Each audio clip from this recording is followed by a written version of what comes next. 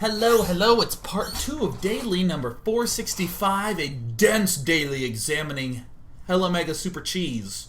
Not cheese, but craziness. Hella Mega Super Craziness in TvT. I just want to, of course, give the necessary shoutouts. Huge props to the winner of the Econ TvT Star League Finals. I feel like I should be able to spoil that. If you haven't looked at it already, you should. Cover your ears. Congratulations to MVP for winning the GSL 4 times. Oh, what a badass. And of course, because this is front page news on Team Liquid, I'm going to say it. Congrats to Empire Violet for winning MLG Spring Arena 2. Great. Let's go ahead and hop back into the game. So we saw this seemingly necessary Hellion from SeleCT. I was a little torn on it, but you know, upon some thought thinking going down, I think it's pretty clear that this is the correct play for SeleCT to build this one Hellion because this line's been broken. I still think that there's nothing wrong with this constant Marauder production. Our opponent is kind of limited to this factory barracks situation, but this is where things get a little bit nuts because we are aware that no one really has a great economy. We as SeleCT, I think it's very clear that a Banshee pressure follow-up is going to be the definite strongest. Pulling, it looks like one out of each geyser, just general good panic mode decision-making. But from SeleCT's point of view, this is where we have to start making some tough choices. If our opponent was going for a lot of barracks at this point in time, we would probably ease up on the Marauder pressure. There's no way that the Marauder is really going to do that much against someone who's gone for a whole lot of Marine Marauder, or just general barracks play. So, in that circumstance, I think the best play would very clearly be to go for Banshees with Cloak, pull back, and expand. If we've done a lot of pressure to our opponent, thanks to our Marauders, now's the time when we're kind of wrapping that up.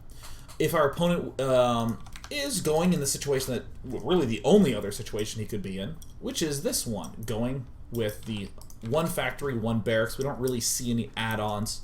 He's probably going to be going largely Marine Hellion and will be adding on a starport for Vikings. So we should pretty much anticipate that. The Cloak Banshee will be able to contain a pretty nice deal. And we're increasingly seeing why we want to make sure we have our front completely covered. Isn't this game awesome? Love this game. SeleCT has to kind of keep these Marauders somewhere in the line, in the sort of proxy line. So SeleCT just does some very careful, meticulous control at the front. Try to keep his Hellion alive as long as possible. He does get supply block. And in this circumstance, I actually love the idea of continuing to build Marauders to put on pressure, because this will force our opponent to make both Marines and Hellions. Why? Our player wants to be building only Marines. He wants to be doing that. Marines are the best choice against this kind of Marauder play, but we want a lot of them. We can't build a lot of them because our reactor's dead and we don't have a second barracks. Therefore, we're forced to build Hellions only if our opponent is still building Marauders. All this means is that if we keep building Marauders, we limit his ability to get add-ons. Pretty cool trick.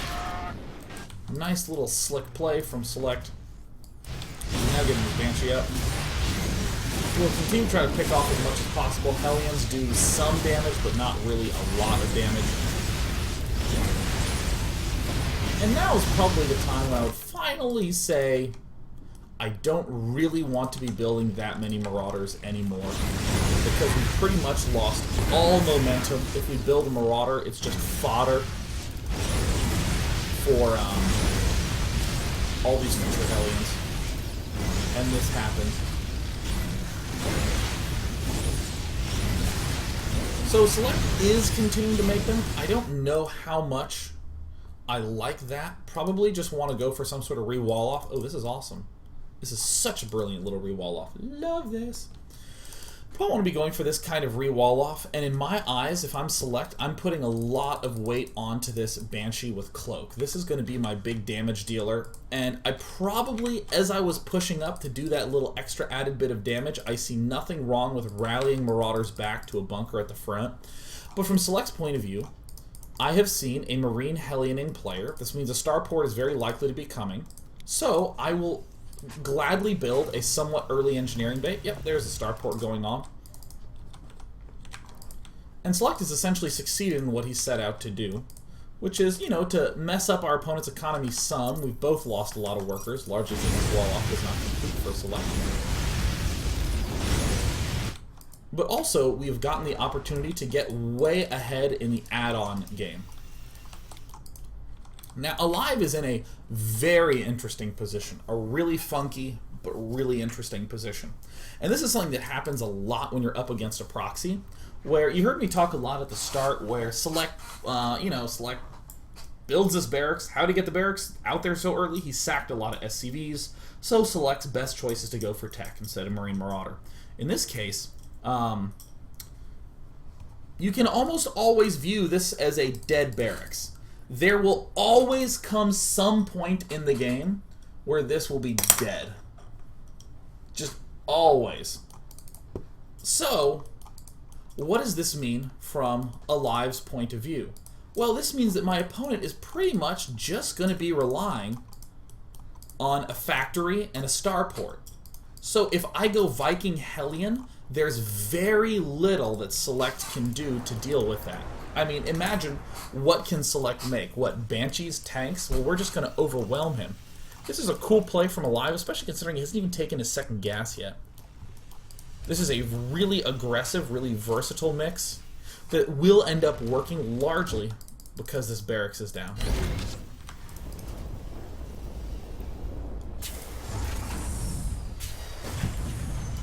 Now we can come back and start making Marines. Kind of what we always wanted to do. And why are we halting the Hellion production? 5, 6 Hellions are going to accomplish the same as like 10 Hellions in this circumstance. I mean, if we have 5, 6 Hellions, Select is going to have to wait to expand. It's going to be the exact same circumstance.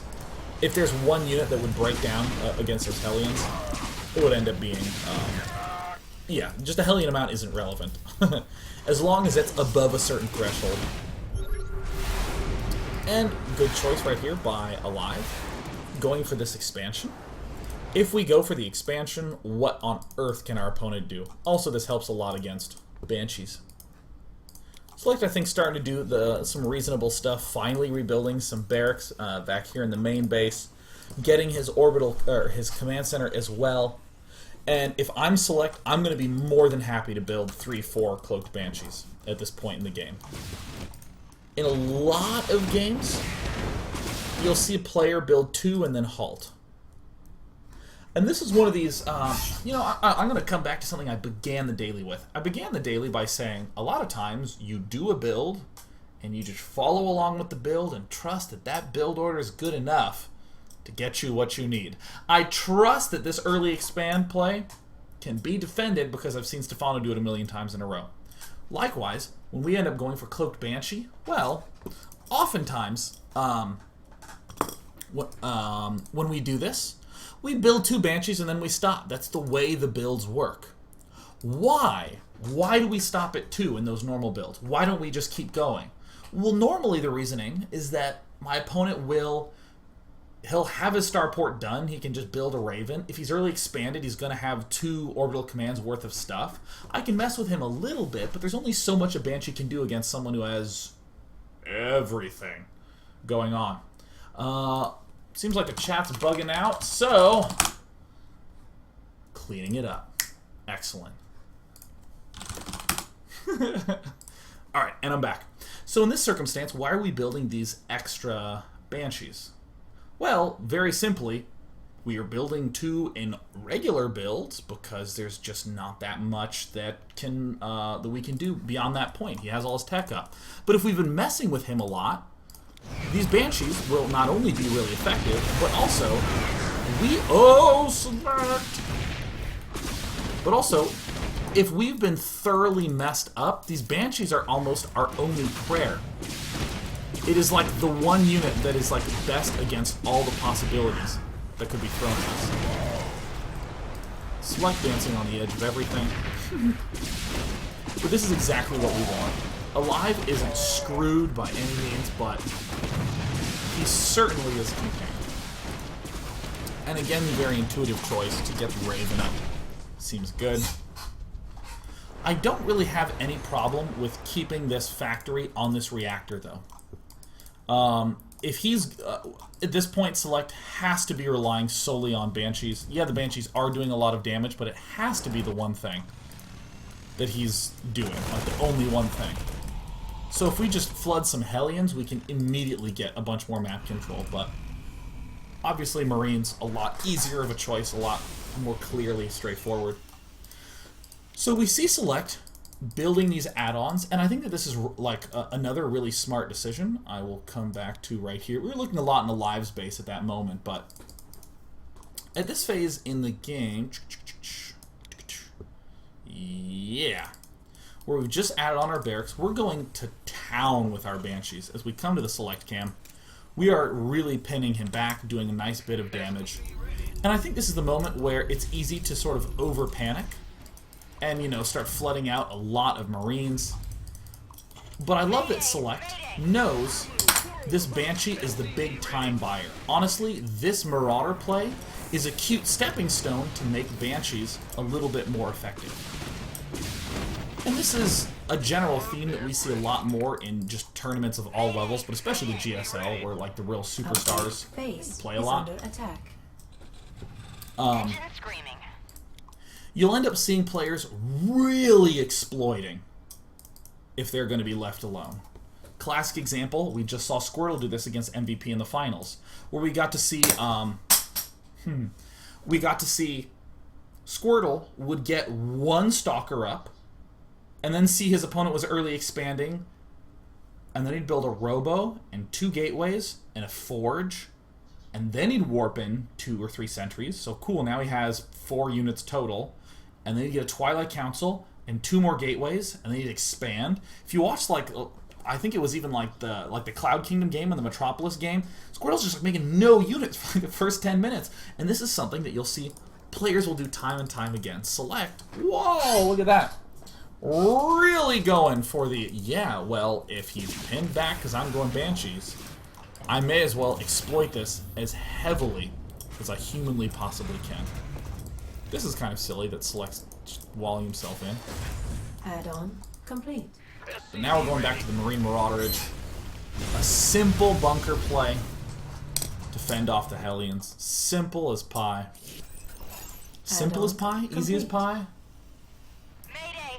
Yeah, I like simple as pie. Add-on complete. Simple as pie. Oh my god! Oh my god, I dropped 1,000,000 frames. Holy crap, I dropped 1,000,000 frames, but you know what? We're gonna move on because the crisis is done. Apparently something horrible happened and it's over and I didn't even have the problem looking at it. Wow, that was so easy. Yeah, I'm the best. I'm the best. It's go time. No big deal. And still, Select does have this barracks over here. I don't even think it's hotkeyed. Yeah, literally completely ignored. This is just a spotter. In fact, I might even lift this barracks up and just float it over there. Just sort of see what's going down. But now Select has sort of come back to a core mix. Making the tanks, Marines, happy time, medevacs. And this is this Viking Hellion stuff that I was talking about earlier. What on earth can we really do against this mix if you've been fairly low on the building count in Select's shoes? This is a really general nice mix. If you're under a lot of aggression as Terran, snapping back with Viking Hellion. And this Raven's a nice touch, too. Some Marines, but aren't nearly as relevant as these two. The big, fast units, Hellions, Vikings, show really well known for exploiting these a lot. Swedish player show. Select, land it. Land it, Select. But yeah, this is just generally good stuff. Select continuing to just be a big bastard with this. Yeah, go Select. Alright. So, here's another moment that I find to be quite interesting. In this spot, I would generally advise a player to be doing something like lift this starport and land it, build a barracks onto the tech lab, and build another barracks and expand. In aLive's point of view, I would say something like, okay, we can transition to a normal macro game, but we can use these Hellions to just gobble up all the ground we need, and this will transition into a big bio army nicely. And we can delay tanks a little bit. That's generally what I would say. But here, instead we see aLive going for this Banshee play. This is a play that I just don't normally see people do. And don't really, it's not that it's a bad play or it's dumb or you shouldn't do it, but it's a cool way to exploit the fact that you're both on very limited numbers of add-ons. Select is doing this lift land game like crazy. He's just seen Hellions and Vikings come at his front door. He knows that there's an expand that wants to crop up eventually, and I think that this is an intelligently cautious play. This is one of these moments where you can look like a hacker, but you're not. Wow, that's a cool argument. It looks like such a brilliant move from Select to get this Raven up, because his opponent is going for Cloaked Banshee. But this is the real thing that's underlying it all. A Raven is just a generally good unit, right? It's not like you've ever had a Raven in your army and been like, oh, this sucks, I wish I didn't have this. I wish I just had 3 more Marauders. The Raven is just a good unit overall. Our opponent, we see a lot of Hellions and Vikings at our front. This means 2 things. He definitely has the ability to get Banshees, and he definitely doesn't have a lot of good infrastructure for Marines, or for just a big ground army. Both of those have to be true. The second one is really the more important one, because it's clear that, oh yeah, he has Vikings, he has a starport, he can make Banshees, but it's even more important that if he's invested in that many Hellions and that many Vikings and he's coming to attack me, there's not 4 barracks back home, there's probably not even 2 or 3. There's probably just that original 1 at this phase in the game. So, going for this Raven, sure it'll help against the Banshees in a sort of clear way, but also if he is going for that big Marine that he wants to follow up with, we have plenty of time with our Raven anyways. This is actually a very safe play. There's no way for him to punish this in the slightest. It's a very intelligent, simple play by Select. And hey, what do you know? Now we see a Banshee. You don't have to play guessing games no more. And that is awesome for Select. So aLive continuing to rally to the front. As we come back to aLive's base, notice that once again we see that there's really no good infrastructure for a whole bunch of barracks. His money is getting a little high, but it only recently got the chance to even get a little bit high. And doing this sort of cool, annoying harassment.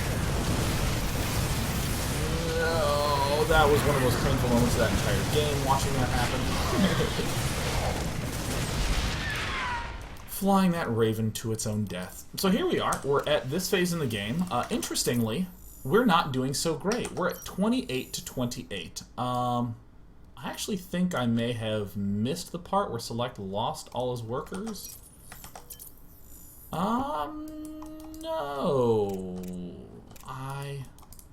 I think we've gotten to see it. I guess my notes were wrong for this part of the game. Yeah, I guess Select just lost a shitload of workers to all those Hellions coming in at the start of the game. So, aha!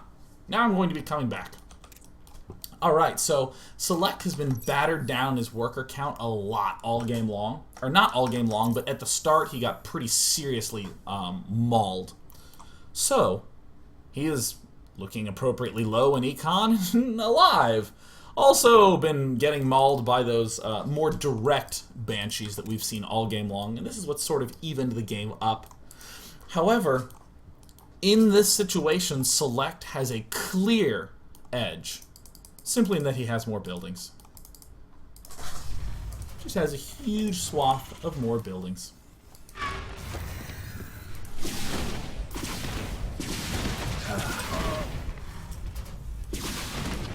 So, aLive, doing sort of his counter-smart response, he is saying, gosh, I really need to get these buildings up, so I will just buy more time with these Banshees.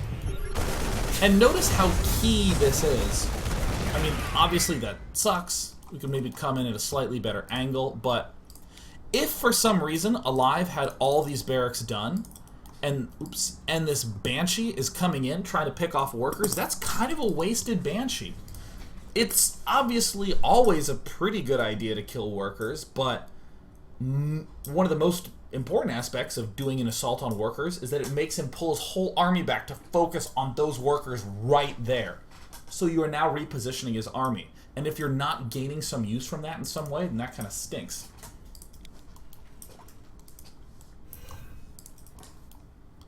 So aLive continuing to take control of this map with those Hellions, one of my favorite units in this matchup. Just in its ability to control the map.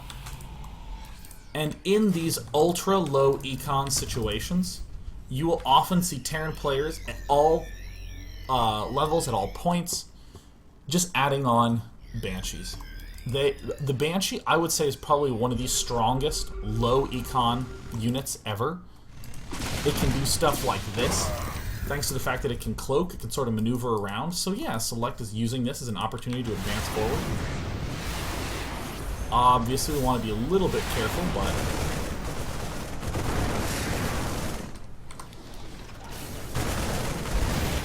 excellent control by SeleCT.